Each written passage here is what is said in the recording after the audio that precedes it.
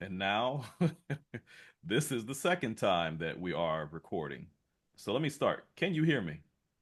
Gotcha.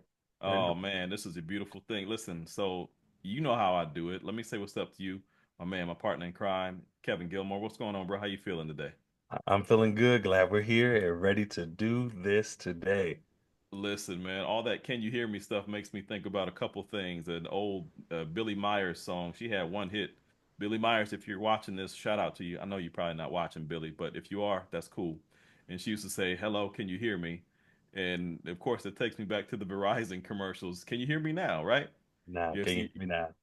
y'all don't know that before we started this thing here live, for us at least, it was like he was like, "Hold on, I lost you," because the sound dropped out. Right. And you already know we had already prayed over it. And as soon as we wanted to get started, the enemy was like, y'all ain't getting that good stuff out there. But check this out. God said, nah, I got a greater plan. Somebody says, nobody greater, right? Listen, my name is Eric J. Watts. That's Kevin Gilmore. We are here with you today, just you. You right there watching. And yes, I'm looking at some notes because it ain't all locked up in here yet, but it will be for the Thursday Thrive and Drive, where growth ignites greatness. So, the Thursday Thrive and Drive, powered by Next Step Collective, helping you make your next step your best step. That is our intro. It's fire, ain't it? Man, Yeah. I'm telling you, we got the goods. We are going to bring it today, and this is who we are. This is how, even if the camera wasn't rolling and recording, he'll tell you this is how we vibe, this is how we rap and get down anyway, right? hmm Yes, That's yes. And to really be able to connect with people, we just thank y'all. We thank y'all for being here, watching, and we hope you get a whole lot out of what we have to offer today. Small sessions, but we have a whole lot we want to offer to you all. And you will see that, like he said, your next step will be your best step when you apply it to your life. no doubt. So, our plan for this is to well, let me back up. So NSC, Next Step Collective, that you heard us mention that is who we are. It's not just he and I. It's also my wife Gina Watts and our sister Nikki Mills. They are part of this as well. You'll see them on Fourth Fridays, right? And we'll talk about the Fourth Fridays here in a little bit because they have some special stuff planned for you as well. The four of us, we make up Next Step Collective. Little brief history. We've talked for years about doing things together and we should and can we and when we and will we. And last August, we got together a couple more times after that and said, it's time, it's time. And for somebody, that's the word for somebody out there. You've been waiting for things to align and the stars and quasars and Elroy Jetson and all these other things to come together. But I'm telling you, if you keep waiting for it to be perfect, you will never get started. Right. You got to get out there. You got to get it going. Sean Cannell, who runs Think Media, says you got to just press record. So Mhm. whether it's video, audio, job application, something, Right. whatever it is you're supposed to do, in that same way that Sean says, we're telling you, you got to just press record, whatever record is for you.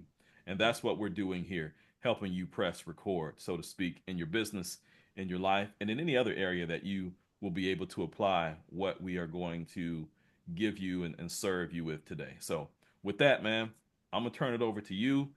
Hop on in and get us going. Here we go. Here we go. So today, y'all, we're going to jump right into some conversations around empowering others through active listening. Listen, there's a lot going on in the world. There's a lot happening, no matter if it's in your home, in your families, on your teams, with your homeboys, your homegirls. There's a lot going on. There's a lot of conversation going on. And so we want to talk about some good coaching secret weapons and techniques and skills and tools that you can apply to really help you explore how deep listening fosters trust. It fosters insight. It helps with meaningful growth in coaching conversations. And so we want to really help people really understand how can you take something that might seem intense or something that might not feel like the greatest conversations. I know a lot of y'all have had them. A lot of y'all have been in those kind of meetings or those family situations. And I ain't going back over to the family event because you still met an Right. auntie from 10 years ago because of For something that real. happened. So sometimes you got to use these skills, these coaching skills, even with your family and your friends, not Right. just in your professional spaces as well. But we're going to talk about why meaningful growth is important in coaching conversations and how you can utilize those. So we're going to hit a couple topics, and you'll hear from us too in our conversation today of how we have done that. Eric has been a coach of mine in my life, and really helped me get to where I'm at today in business and life and in some of the best practices that I've had and apply today. So you'll hear from us in those spaces. So we're just glad you guys are here, and we're going to jump right on into the conversation.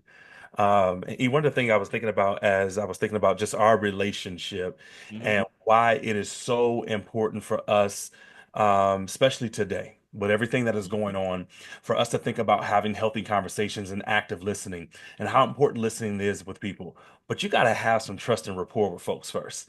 You can't just jump into a Good. conversation and think somebody's going to get something from you if they do not have that, if you do not have, excuse me, that trust and rapport with that individual or that team or that family member or that friend.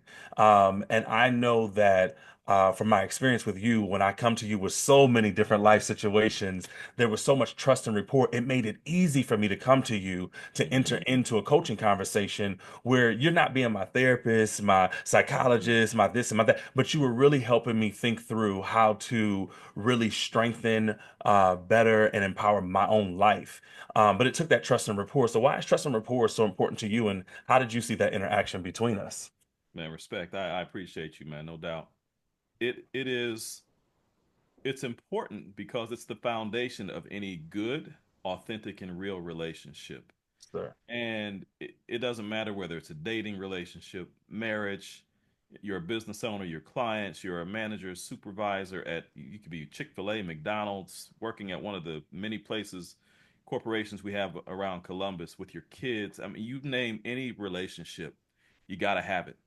Yeah. The foundation of any relationship, watch this, that's worth cultivating. That's a word for somebody, especially as we start to head into the spring here and it's garden season and planting things. You got to cultivate the soil and cultivate your plants and things that are in the ground and that are going to come up.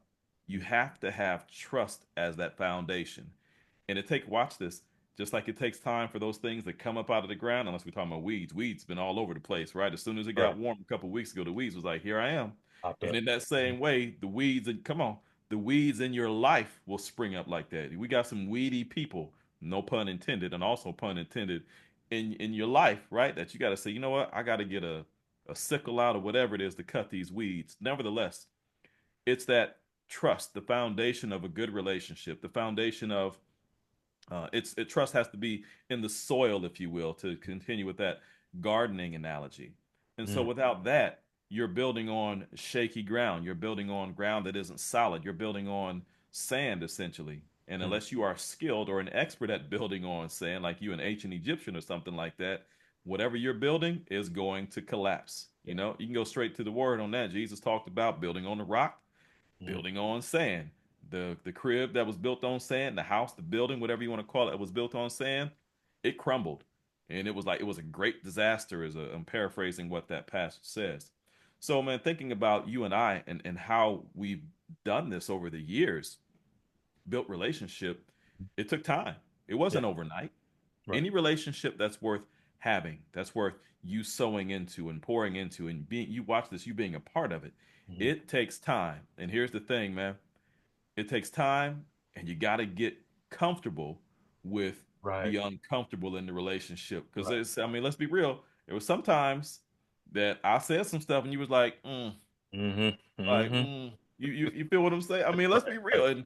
Right. And so expound on that if you would, man. And you don't have to give specific situations, but talk about those types of things when I said something and you were like, okay, I don't Yeah. like this, but When we're talking about that building trust rapport, though, when you say that, what it made me think about is in the transparency of my story, connecting with men on that level was a thing. Like that wasn't. I'm like, can I really trust and believe that you are yeah. saying and going to do or going to be there? And so bringing something to somebody, and see, I think a big part of that is the active listening that you have done. It showed genuine care and attention, which created a safe space for me.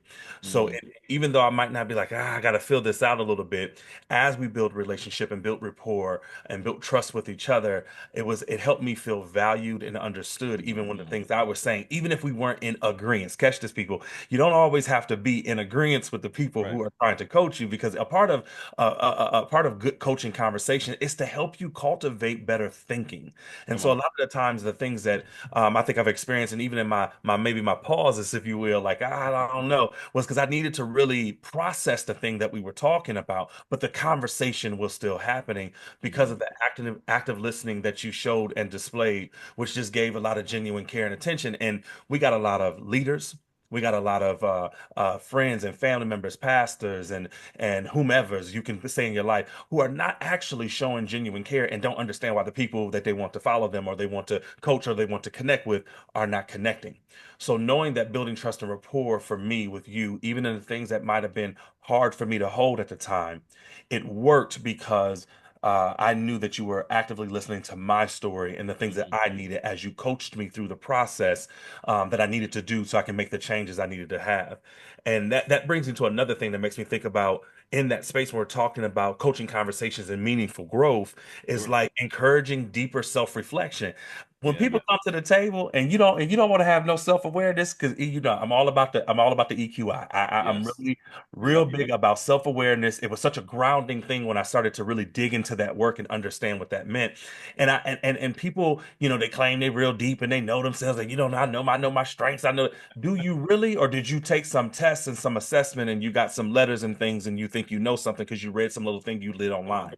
A Come on. deeper self-reflection has a lot to do with you addressing your judgments, has a lot to do with Yes. you addressing thoughtful questions, thinking through things, and uncovering insights and solutions that will then help you foster your growth.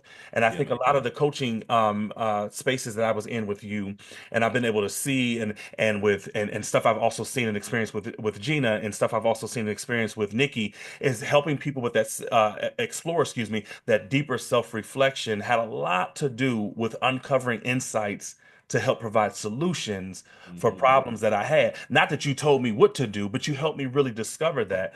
And I don't know if we always do that across the board. I think sometimes we try to be people's fixers, Oh, no um, doubt. make space to really help people, because you got to help equip people, because when they walk away, and that's one thing I think was really, which is a beautiful thing about our relationship, is when I walked away, I was equipped to do the thing even when you weren't present with me. That's good, man. That's good. Listen, that the fixer point stands out for me as a coach, as I know it does for you. And it is, if you're coaching someone, you cannot be their fixer. Hmm. You can Yeah, try and you yeah, will try. And yeah. early on, if you're just getting started in this, either being a coach or being coached, Mhm. someone trying to be your fixer and then you trying to step into that mold of being the fixie, if you will, being fixed, it's going to get stale, it's going to get old, and it's going to get frustrating very quickly. Yeah. Because whether it was Kevin or anyone else or him to me, and understand this isn't a one sided thing. He pours and sows into me as well. And I don't like it either sometimes. I'm like, hmm, okay. I'm turning my, literally turning my nose up like, like turning your head like, And so in order to receive from him well, going back to the initial point about trust and building that relationship, we had to do that. And then I didn't need him to be my fixer no more than he needed me to be his. And so when you're thinking about you, dear watcher, dear listener, thinking about someone, if you're thinking of it from a being a coach, you Mhm. can't fix anybody, right? And hear me, people who are on the receiving end, you don't need to be fixed. Come on, because you're not broken. Man, listen, that's the word for Man. somebody. You're not broken. You don't need to be fixed. You need to now. I see you got something there, so I'm gonna turn it over to you when I say this. You don't need to be fixed. You need some help. You Yeah. need some guidelines. You need some parameters. You need some strategies. You need that. but you're not broken. You don't need to be fixed. Go ahead, man. Chime in with that. And you know how many people, because you know my story, you know how many people I had been to looking for that kind of coaching support, that leader mentorship or whatever, and people made me feel worse than I felt before I even had gotten Yeah. to them, and it was just like, what's wrong? It's like I'm already feeling low and feeling like my confidence was not there, and feeling like I didn't feel like I had any empowerment in my life because somebody is almost reminding me through that practice Mm, that they claim was coaching and support, but it's like you're broken. And see, a good when you're thinking about empowering others through active listening, and you really want to have those meaningful coaching conversations with people, you also have to understand that you're helping boost their confidence that's and right. boost their empowerment because it is their life, that's their journey they have to walk on. I used to tell my young people all the time, and tell young people I work with and walk with around today, I say I can walk with you, but I cannot walk for you. Our Come on. job and our role as a coach is to walk alongside leaders, to walk alongside and support those people for their own growth, not to remind them in some kind of way or try to make them carry some kind of title of brokenness. And I think when your staff, your family members, or those that you are supporting, when they truly feel heard, when you think about boosting confidence and empowerment, I think that people can develop their own confidence in their own abilities. Yeah. And as I'm processing that, I think about a lot of the things you were always like, No, you got this. You already have the. You come and talking about, well, I don't know if I got this good as then you're like, no, no, you got this. And so you helped me really discover again, that's deeper self-reflection through that Hmm. trust and rapport, that I could have the confidence and empowerment if I just believed in the skills and abilities that I had, which then led to me staying motivated to go and be committed to the actions and things I need to do in life. And I think that's the difference in having healthy coaching relationships that are meaningful when you're trying to grow with other people. Because if you don't have that friend, whomever is listening, if you do not Hmm. have that, you need to find a better circle, a better group, better Yes. friends, better people in your life, and a better coach because they should be helping you grow, but boosting the things that already have been gifted and given Come to on. you. Say it. I do believe that anything that somebody gives to me should be complement to what it was already gifted in my life. It should be complement to that. It should be a reminder that I am those things. And you have done a great job with that. And I'm hoping that I do the same for you. And so when Absolutely. we look at those meaningful coaching conversations, man, I think confidence and empowerment is another big thing and really helping people get that. Because if we look around at what's going on in this world today, it's Yeah. all Come on, about man. making people feel broken, small, little, and othered instead of Yes. making people feel empowered. Because if we can get you to feel this way, bad Hmm. about yourself, then we can control the Hmm. narrative of your life. No, that's good, man. That's really good. Yeah, no doubt you have done that for me and continue to do that for me. You know what I like about what you said is that Les Brown says it this way: there's greatness in you, right? There is the greatness in all of us. Okay. And so what a good coach will do, and what happens in a good coaching relationship, a good coach will pull that greatness out of you. The way I like to say it is I help mine that greatness and pull it out of you because there is greatness in you. And in that way, my hope is, and I'm talking to not you, Kevin, but to you watching and listening, is that my hope is when I'm connecting with you or other people, is that I am mining that greatness in you, that I am showing you exactly what it is that is in you, right? So that way you know already. You come in knowing like, okay, this is what's in me. Now, Eric is helping me, Kevin is helping me pull those things out. We listen, if you are a coach, you should be adding to someone. You should not be taking away. If you're someone who's receiving coaching, they should listen to me. They should be adding to you, not beating you down, not pushing you further away from what the greatness is that's already in you. They should be adding to you. Now, hear me now and understand me later. If you've got a good coach, if you're in a good coaching situation, there will be challenges. Okay? Right. Because if there are no Right. challenges, there is no growth. Hmm. So a good coach and a good coach will give that good coaching. It's going to challenge you. And on the receiving end, you should feel like, that is, it's either you're gonna walk away with one of two feelings, and potentially more, but one of two, like, I don't really like that. Let me dig deeper. That self-awareness. Let me dig deeper to see why I don't like it, what I don't like about it. And two, like, okay, that's a hard thing. And even if I do like it a little bit, because it's a hard thing, I need to press more into this Hmm. to figure Hmm. out why it is that this thing is speaking to me in the way that it is or the way that it has. You're making me think about the importance of these coaching conversations and framing what an important coach or mentor liaison, whatever you want to call it, the practice of coaching, meaningful excuse me, in meaningful conversations. You're making me think about meaningful change. And that only happens through active listening. And if you are really supporting someone, coaching someone, helping someone process through things, you're actually helping kind of guide them through, or I should say, help them process through towards transformation, towards breakthroughs, which then, and to do that well, you've had to had in that process of good coaching practices towards meaningful change, validate their experiences and helping them That's really shift from a limited mindset. So when I hmm really think about a that's lot good. of the work that I have done with a lot of my clients and teams and people I have worked with and in our interactions, and I think about the work that Gina has done over the of the organization that she's at, and Nikki through teams and team building. A lot of the work that we do when you're, especially when you're talking to one of us from Next Tech Collective, we are really trying to help people shift and make new transformative change through meaningful conversations. But we're Yep. also going to validate your experiences, but it's to help you shift. It's That's not to right. help you stay where you were at. It's to help Mhm. you grow. And if we really want to see meaningful change, I talked to a colleague of mine out in the community, and we were talking about the difference between transformational leaders and transactional leaders.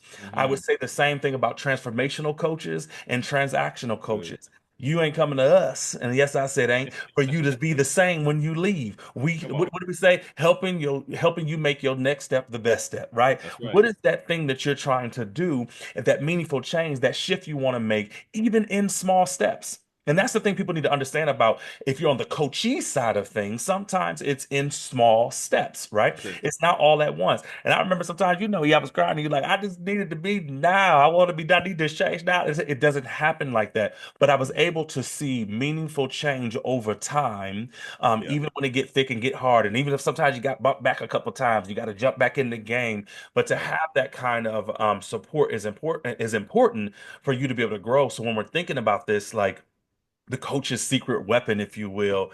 As you guys see that we have in the title there, it is about trust and rapport to help for that deeper reflection so people can have clarity and understanding. But for most of all, at the end of the day, we're trying to help people with meaningful change. And I'm just curious from you, E, as we're in like our last 4 or 5 minutes of this Sure. conversation, why is meaningful change so important when working with coachees? Like if you're coaching someone, why is meaningful change so important? Because if there's no meaningful change, it's not going to last. I mean, Right. that's the long and short of it. If there Real is no simple. meaningful change, let me say it this way. If there is no meaningful change, then what will last is Mhm. foolishness. Mhm. Okay? What Yep. will last is you being in it. Come on, this is a word for somebody. What will last is you being where you've always been and where you've been for a long time, and Yep. you talking about the same old things because you're doing the same old stuff because you're in the same old spot. Yep. All right? So Yep. that's what will happen if there is no meaningful change. Mhm. If there is meaningful change, well, and here's what meaningful change will facilitate and open up. You Mhm. talked about doing one small thing. I'm not the inventor of this, so I'm not taking credit for it. Mhm. One small step.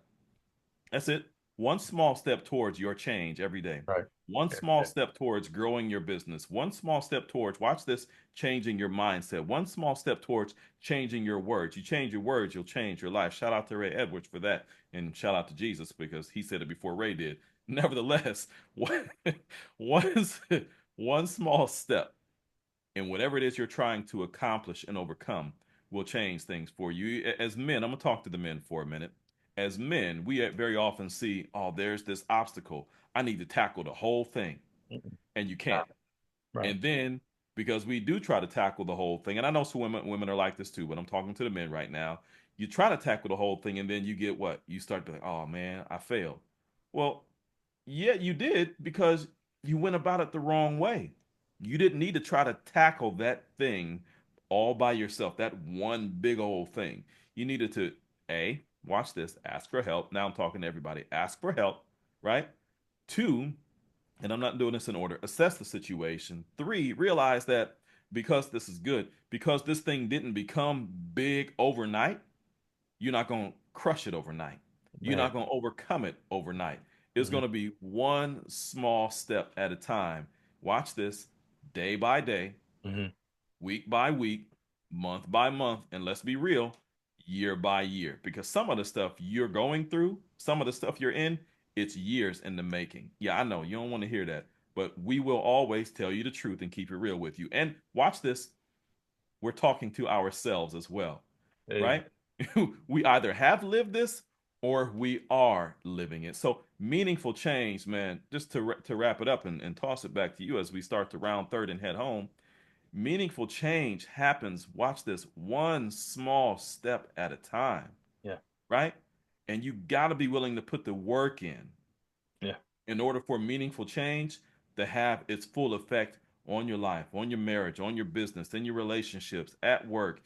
Even listen, even in your everyday interactions in the grocery store, Kroger, Aldi, wherever you shop, Giant Eagle, you're spending too much money if you're going to Giant Eagle, just so you know. But if that's what you got, that's what. Hey, you love Giant Eagle. If you like it, I love it. The point is one small step. Mhm. That's how meaningful change happens, man. Yeah. You made me think of if Nikki and Gina were on, one thing Nikki would say a lot is hold loosely. Hmm. Make all these plans and then those plans That's demand something good. in life that really isn't what you're supposed to be doing. And so you hold so tight to something that you need to release. A good coach through good coaching conversations to have meaningful change helps people learn hold loosely because the plan might have to change. Then it also made me think about Gina, where she talks about managing people. So now I'm talking to you leaders real quick, you Hmm. supervisors, you directors, you CEOs, you people, and you're like, well, how can I coach my team? What's the secret weapon here? You are managing people. Gina set me down one time. She said, you're managing people. I said, no, I got projects and processes. She said, you're managing people. You're managing their hearts, their minds, their beliefs, Right. their patterns, their emotions. You are helping them gain clear perspective for Hmm. goals and challenges that they might have on their own for them to even be able to do their job. You do that Yes. first before you can even get them to do their job. But Yep. once I started doing that, it helped enhance clarity and understanding in the work I was doing. And so when we're thinking about these important points about empowering others through active listening, and people are Hmm. like, "What's the secret weapon? Next step? Like, what are you guys doing here at Next Step Collective? Remember these things: building trust and rapport through active listening."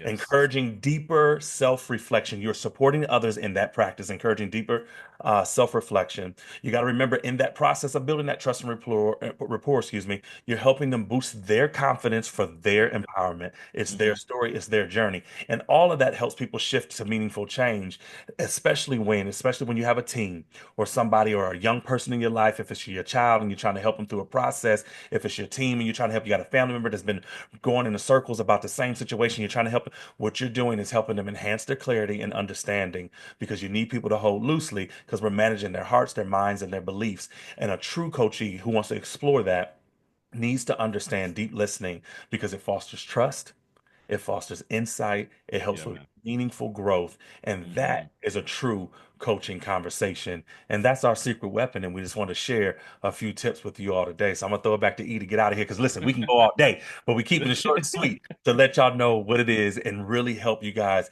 can take these things, throw them in your pocket, and put them to practice because it is an actionable thing that we can do every day with the people that come in our lives.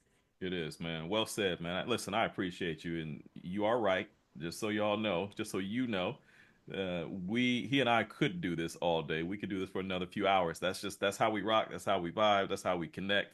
That's how we roll. We were talking about this before we got on. It's like, all right, well, there's this and there's that, and we both were like, wait, this is what we do, right?